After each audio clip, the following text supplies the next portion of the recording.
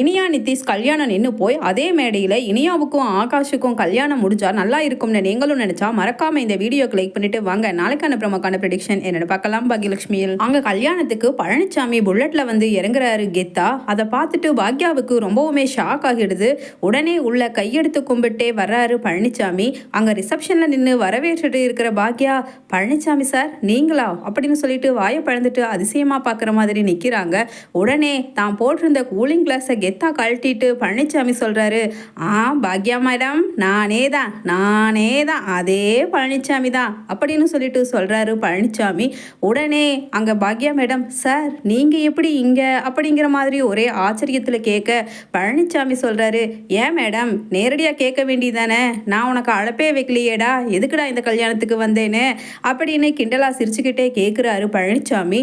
உடனே அங்க ஈஸ்வரி பழனிசாமியும் பாக்யாவும் பேசிக்கிட்டு இருக்கிறத பார்த்துட்டு உள்ளே இருந்து வேகமா வந்துட்டு பாக்யா கிட்ட சொல்றாங்க, ஏய் பாக்யா இவனுக்கு எதுக்கு அழைப்பு வச்சிருக்க, இவனை எல்லாம் யார் கல்யாணத்துக்கு வரலன்னு அழுதா அப்படின்னு சொல்லிட்டு பாக்யா கிட்ட மெதுவா காது கிட்ட அப்படியே முணுமுணுக்கிறாங்க. உடனே பழனிசாமி அங்க ஈஸ்வரி கிட்ட சொல்றாரு, இவனை எதுக்கு பாக்யா கூப்பிட்டேன்னு தானுங்கம்மா கேட்குறீங்க, புரியுது நான் பாக்யா மேடம் எல்லாம் கூப்பிடல, நானாக தான் வந்தேன், எல்லாம் ஒரு காரணமாக தான். ஏன்னா பாக்யா மேடம்க்கு ஏதாவது ஒன்று நல்லது பண்ணணும்னு எனக்கு தோணிகிட்டே இருந்துச்சு, அதனால தான் நான் வந்தேன் அப்படின்னு சொல்லிட்டு பழனிசாமி சொல்ல, உடனே ஈஸ்வரி, ஆமாம் அழைப்பே வைக்காத கல்யாணத்துக்கு வந்திருக்கியே, உனக்கு கொஞ்சம் கூட வெக்கமா இல்லை, பத்தாததுக்கு பந்தாவா பேசிக்கிட்டு நின்றுட்டுருக்க அப்படின்னு சொல்லிட்டு முகத்தில் அடித்த மாதிரி பழனிசாமி கிட்ட பேசுகிறாங்க ஈஸ்வரி. உடனே பாக்யா சொல்கிறாங்க, அத்தை என்ன அத்தை இப்படி பேசுகிறீங்க, நான் தான் சாருக்கு அழைப்பு கொடுக்கறதுக்கு மறந்துட்டேன், அவராக எப்படியாவது வந்திருக்காரு, எனக்கு சந்தோஷந்தான் சார், நீங்கள் உள்ளே போய் இருங்க அப்படின்னு சொல்ல, உடனே தன்னோட கூலிங் கிளாஸை கழட்டி அப்படியே சட்டை பாக்கெட்டில் வச்சுக்கிட்டே கெத்தா பழனிசாமி ஈஸ்வரி கிட்ட போய் சொல்றாரு, அம்மா உள்ளதா இருக்கேன், நான் எங்கேயும் போக மாட்டேன், உங்களுக்கும் கோபிக்கும் பயந்துட்டு அப்படின்னு உள்ள போற பழனிசாமி கிட்ட எழில் சொல்றாரு, சார் வாங்க, அம்மா அவசரத்தில் உங்களுக்கு அழைப்பு விடுறதுக்கு மறந்துட்டாங்களா, அதனால என்கிட்ட புலம்பிக்கிட்டே இருந்தாங்க, கடைசி நேரத்தில் கூப்பிட்டா நல்லா இருக்காது ஃபோனில் அப்படின்னு சொல்லிட்டு எழில் சொல்றாரு. உடனே பழனிசாமி சொல்றாரு, தம்பி நம்ம வீட்டு கல்யாணத்துக்கு நாமளே அழைப்பு விடுத்துக்குவோமா, அந்த மாதிரி தான் பாக்யா மேடம் எனக்கு ரொம்பவுமே முக்கியமானவங்க, அவங்க கண்டிப்பாக எனக்கு அழைச்சாலும் அழைக்காட்டியும் நான் அவங்களோட வீட்டு விசேஷத்தில் இல்லாமல் இருப்பேனா, அதுதான் தம்பி அப்படின்னு சொல்லிட்டு எழில்கிட்ட சொல்கிறாரு. தம்பி ஒரு நிமிஷம் வாங்க, உங்ககிட்ட முக்கியமான விஷயத்த பேசணும் அப்படின்னு ஒரு ஒதுக்குப்புறமாக கூட்டிகிட்டு போய் எழில்கிட்ட பழனிசாமி சொல்கிறாரு,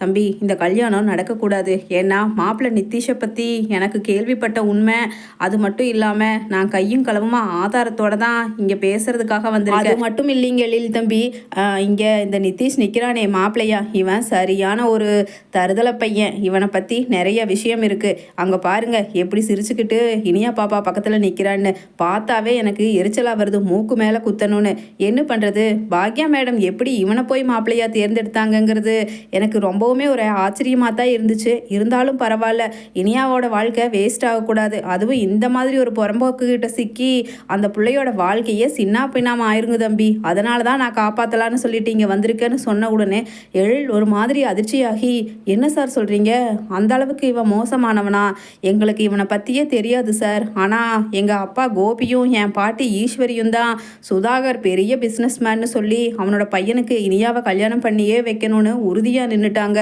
இனியாவுக்கு கூட இந்த கல்யாணத்தில் சுத்தமாக விருப்பமே இல்லை சார், இருந்தாலும் மற்றவங்க எல்லாரோட சந்தோஷத்துக்காக, குறிப்பாக எங்கள் அப்பா கோபி எங்கள் பாட்டி ஈஸ்வரி அவங்களோட சந்தோஷத்துக்காக தான் இனியாவே இந்த கல்யாணத்துக்கு ஒத்துட்டா அப்படின்னு சொல்லிட்டு எழில் சொல்ல, உடனே எழில் கிட்ட பழனிசாமி சொல்றாரு, தம்பி நீங்கள் சொல்கிறது வாஸ்தவம் தானுங்க, ஆனால் என்னதான் இருந்தாலும் அடுத்தவங்க சந்தோஷத்துக்காக நம்மளோட சந்தோஷத்தை விட்டு கொடுக்கறது நல்லதாகவே இருந்தாலுமே அதில் ஒரு பிரயோஜனமாக இல்லைன்னா என்னங்க பண்ணுறது, பாருங்க இந்த தருதலை பையன் நிதிஷுக்கு கல்யாணம் பண்ணி கொடுத்துட்டு போனால் பாப்பா வாழ்க்கையும் காலியாகி போயிடும், அதுக்கப்புறம் இங்கே கோபி சாரும் ஈஸ்வரி அம்மாவும் மட்டும் நிம்மதியாவா இருப்பாங்க, அதனால தானுங்க நான் சொல்கிறேன் இந்த கல்யாணத்தை எப்படியாவது நிறுத்திடலாங்க.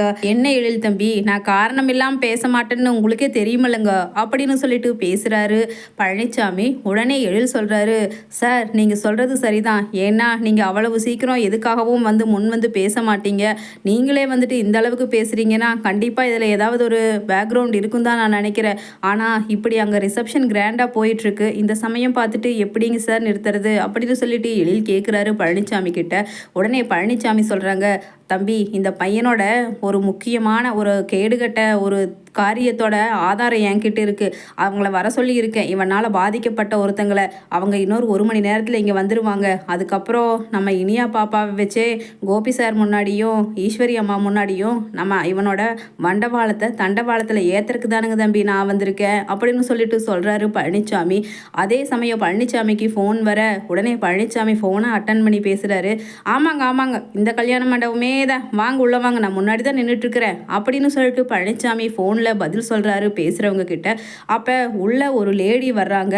அதை பார்த்துட்டு எழில், சார் இவங்களை எதுக்கு வர சொல்லி இருக்கீங்க அப்படின்னு சொல்லிட்டு கேட்குறாரு. உடனே பழனிசாமி சொல்கிறாரு எழில் கிட்ட, தம்பி அவசரப்படாதீங்க, இன்னும் வர வேண்டியவங்கெல்லாம் இருக்குது அப்படின்னு சொல்லிட்டு உடனே அங்கே செல்விக்கு ஃபோன் பண்ணுறாரு பழனிசாமி.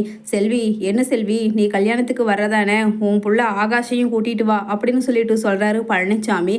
செல்வியும், சார் நாங்கள் எதுக்கு சார் அங்கே வரணும், நாங்களே இங்கே ரொம்பவுமே சிரமப்பட்டு கஷ்டப்பட்டு சகிச்சுக்க முடியாமல் தான் இருக்கோம். என் பையன் மனசை மாத்துறதை என்னாலேயே முடியாது போல சார். அவனே 2-3 நாளாக சாப்பிடாம எப்படியோ என்னத்தையோ பறி கொடுத்த மாதிரி தான் சுற்றிக்கிட்டு இருக்கிறான். எங்களால் தாங்கிக்க முடியாது சார். அங்கே வந்துட்டு இனியா பாப்பாவை வேற எவனோ ஒருத்தன், அதுவும் பணத்துக்காக அப்படியே கல்யாணம் பண்ணிட்டு போகிறத என் புள்ளனால தாங்கிக்கவே முடியாது சார் அப்படின்னு சொல்லிட்டு செல்வி அழுகிறாங்க பழனிசாமி கிட்ட ஃபோனில். உடனே பழனிசாமி சொல்கிறாரு, செல்வி கண்ணே நான் சொல்கிறது ஒரு காரணமாக தான் இருக்குது, என்னை நீ நம்புறியா இல்லையா, அப்படின்னா உன் பையன் ஆகாஷ் கூட்டிட்டு முதல்ல நீ கல்யாண மண்டபத்துக்கு வந்து சேரு அப்படின்னு சொல்லிட்டு ஃபோனை வச்சிடுறாரு பழனிசாமி. உடனே அங்கே சோர்ந்து போய் சாப்பிடாம சோகமா அப்படியே நேராக படுத்துட்டு வானத்தை பார்த்துட்டு இருக்கிற ஆகாஷ் கிட்ட போய் செல்வி சொல்கிறாங்க, டேய் ஆகாஷ் வாடா, பாக்யாக்காவுக்கு வேண்டியாவது நம்ம கல்யாணத்துக்கு போயிட்டு வந்துடலாண்டா ஆகாஷ் அப்படின்னு சொல்லிட்டு செல்வி ஆகாஷ் கிட்ட போய் பேசுகிறாங்க. உடனே ஆகாஷ் அப்படியே தன்னோட 2 கண்களில் கண்ணீர் அப்படியே வழியிற விட்டுட்டு எழுந்திரிச்சு உட்காந்து கண்ணை தொடச்சிட்டே பேசுகிறாரு. அம்மா இனியாவுக்கு இந்த கல்யாணத்தில் முழுசாக சம்மதம் இருக்குன்னு நீ நினைக்கிறியாம்மா அப்படின்னு கேட்குறாரு. உடனே செல்வியும், எனக்கு எப்படிடா தெரியும், பணக்காரங்களோட புத்தியை புரிஞ்சுக்கிறக்கே என்னாலேயே முடியலை, பணத்துக்கு வேண்டி யார் மனசு வேணுனாலும் எப்படி வேணாலும் மாறிடும் போல. இப்போ பாரு பாக்யாக்காவே அவங்க புள்ள பணக்காரர் இடத்துல நல்லா வாழ போகிறான்னு சொன்ன உடனே கல்யாணத்துக்கு சரின்னு சொல்லிடுச்சு. அது மட்டும் இல்லாமல் தன்னோட ரெஸ்டாரண்ட்டு தன்னோட உயிரை விட பெருசாக நினச்சிட்டு இருந்துச்சு. அதவே இனியா பாப்பாவுக்கு வேண்டி விட்டு கொடுக்குறேன்னு சொல்லிருச்சு. அப்புறம் யாரோட புத்தி எப்படின்னு எனக்கு எப்படிடா ஆகாசு தெரியும், நாம் ஏழைங்க, நம்மளோட வேலை என்னவோ அதை மட்டும் பார்த்துட்டு அமைதியாக கடந்து போகிறது தாண்டா நம்மளோட வாழ்க்கைக்கு சந்தோஷத்துக்கு ஒரு வழி அப்படின்னு சொல்லிட்டு அங்கே சொல்கிறாங்க செல்வி ஆகாஷ் கிட்ட. உடனே செல்வி, சரி எதுக்கோ பழனிசாமி சார் காரணமாக தான் சொல்கிறேன், உன் பையன் ஆகாஷை கூட்டிகிட்டு வான்னு சொல்லியிருக்காருடா ஆகாஷு, வாடா ஒரு எட்டு போய் என்னதான் நடக்குதுன்னு நம்மளும் பார்த்துட்டு திரும்பி வந்துடலாண்டா அப்படின்னு சொல்லிட்டு செல்வி ஆகாஷை புறப்பட வச்சு கிளம்பி அங்கே கல்யாண மண்டபத்துக்கு கூட்டிட்டு போகிறாங்க. அங்கே சுதாகர் தன்னோட பிஏ கிட்ட சொல்கிறாரு, என்ன டாக்குமெண்ட்ஸ் எல்லாம் ப்ராப்பராக கரெக்டாக எழுதியிருக்கீங்கல்ல, ஒரு இடம் கூட மிஸ் ஆகிட போகுது, ஏன்னா பாக்யா சரியான கேடி, அதில் ஏதாவது ஒரு குறை இருந்தால் கூட திரும்பவும் அவகிட்ட இருந்து அந்த ரெஸ்டாரண்ட்டை வாங்கவே முடியாது. அதுக்கப்புறம் நம்ம பையன் நித்திஷை எப்படியோ ஒரு பகடக்காயாக வச்சு இந்த ரெஸ்டாரண்ட்டை நம்ம கைப்பற்ற நினச்சதுக்கே ஒரு இது வந்துடும், அதனால் கரெக்டாக இருக்கணும் நம்ம டாக்குமெண்ட்ஸு அப்படின்னு சொல்லிட்டு சொல்கிறாரு பிஏ கிட்ட. உடனே பிஏவும் சொல்கிறாரு, சார் டாக்குமெண்ட் எல்லாம் பக்காவாக ரெடி, நீங்கள் அதை பற்றி கவலையே பட்டுக்க வேண்டாம் அப்படின்னு அங்கே சுதாகரோட பிஏ சொல்ல உடனே சிரிச்சுக்கிட்டு தட்ஸ் குட் அப்படின்னு சுதாகர் சொல்கிறாரு. உடனே அங்கே பழனிசாமி வர சொன்ன பொண்ணு பாவமாக அப்படியே ஒரு ஏழையாக வந்து உள்ளே நிற்கிறாங்க. உடனே எழில், சார் இவங்களையா வர சொல்லி இருந்தீங்க, யார் சார் இவங்க அப்படின்னு சொல்லிட்டு கேட்க உடனே பழனிசாமி சார் கோபிக்கிட்டையும் ஈஸ்வரி கிட்டையும் பாக்யா கிட்டையும் போய் சொல்கிறாரு, நீங்கள் 3 பேரும் ஒரு முக்கியமான விஷயம், ஒரு முக்கியமான ஒருத்தங்களை காமிக்கிறேன் வாங்க அப்படின்னு கூப்பிட உடனே ஈஸ்வரி சொல்கிறாங்க, இவன் வேற தேவையில்லாத நேரத்தில் அழைப்பே கொடுக்காம வந்துட்டு இப்போ உசுரை வாங்கிக்கிட்டு இருக்கான், இங்கே பெரிய மனுஷங்க எல்லாம் பெரிய பெரிய பிஸ்னஸ் மேனு பணக்காரங்கன்னு வர்றவங்களை வரவேற்க வேண்டாமா, இவன் கூட பேசிக்கிட்டு இருந்தா என்ன பாக்யா இவன் இப்படியெல்லாம் நடந்துக்கிறான் அப்படின்னு சொல்லிட்டு அங்கே ஈஸ்வரி கண்டிக்கிறாங்க பாக்யாவை.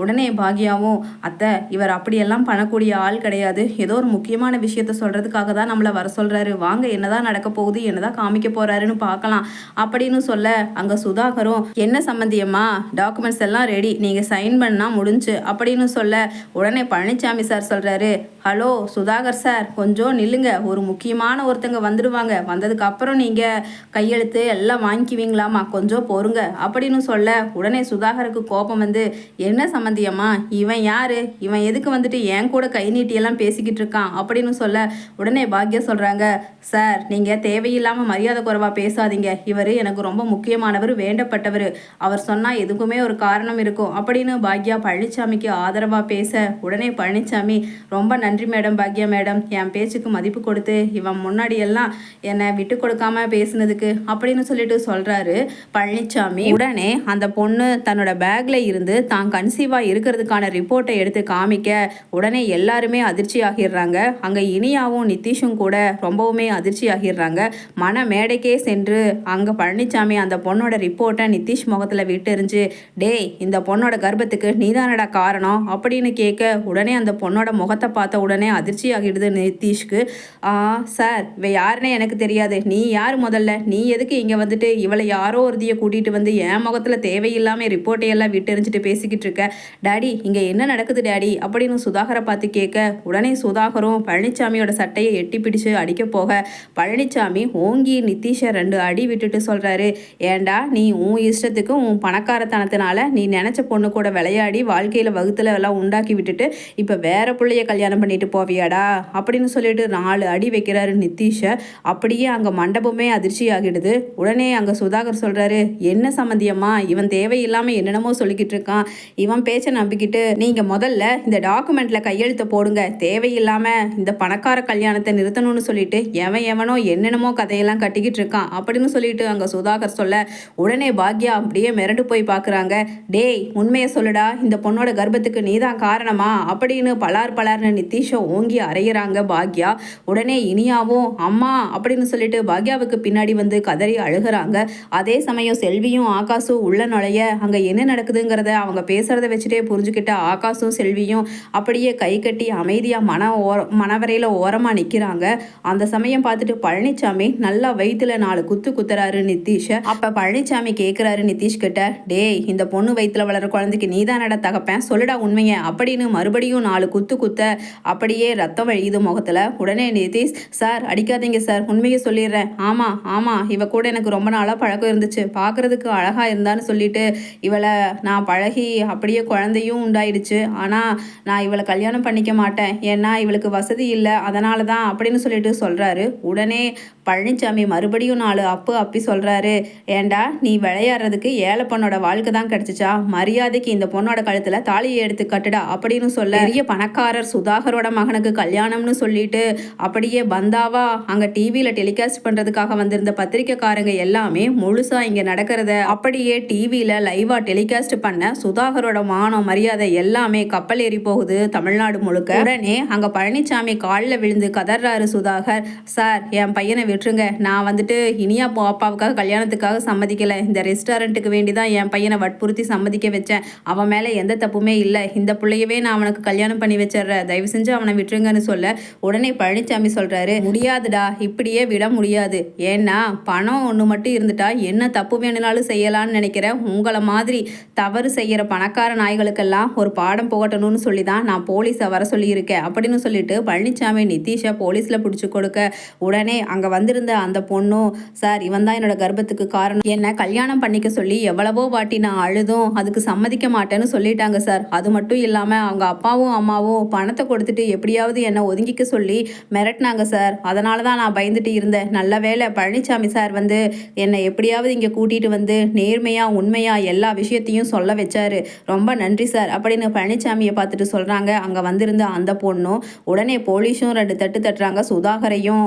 அப்படியே நிதிஷையும். அதே சமயம் அங்கே ஆகாஷ் வந்துட்டு ஓரமாக நின்றுட்டு என்ன நடக்குதுங்கிற வேடிக்கை பார்த்துட்டு இருக்கும் பொழுது பாக்யா மேடம் கிட்ட போய் சொல்கிறாரு பழனிசாமி, பாக்யா மேடம் நான் சொல்கிற தப்பாக எடுத்துக்காதீங்க, ஆகாஷ் தங்கமான பையன், என்ன அவங்ககிட்ட பணம் இல்லைங்கிற ஒரே காரணத்துக்காக உங்கள் பொண்ணை கல்யாணம் பண்ணி வைக்காமல் விட்டுறாதீங்க, ஏன்னா வாழ்க்கைங்கிறது இன்றைக்கி இருக்கிற மாதிரியே எல்லா நாளும் இருக்கும்னு நம்ம கணக்கு போட முடியாதுங்க, அதனால் ஆகாஷும் ஒரு நாள் பெரிய உச்சத்துக்கு வருவார், எனக்கு நம்பிக்கை இருக்குதுங்க மேடம் அப்படின்னு சொல்லிட்டு சொல்ல உடனே பாக்யாவும், சார் நீங்கள் சொல்கிறது சந்தோஷம், என் மனசுலையும் அதுதான் இருந்துச்சு, ஆனால் இதோ இங்கே நிற்கிறாங்களே என் மாமியார் ஈஸ்வரியும் என் முன்னாள் கணவர் கோபிநாத்தும், அவங்க 2 பேரும் பணத்தை ஆசை பிடிச்சிட்டு சொல்லப்போனால் பண பேராசை பிடிச்சிட்டு தேவையில்லாமல் என் பிள்ளையோட வாழ்க்கையில் இந்த அளவுக்கு விளையாடிட்டாங்க சார் அப்படின்னு சொல்ல, உடனே ஈஸ்வரியும் கோபியும் வந்துட்டு பழனிசாமியோட காலில் விழுந்து என்னை மன்னிச்சிடுங்க சார், நல்ல வேலை நல்ல நேரத்தில் வந்து என் பேத்தியோட வாழ்க்கையை காப்பாத்துனீங்க அப்படின்னு சொல்லிட்டு அழுகிறாங்க அங்கே ஈஸ்வரி.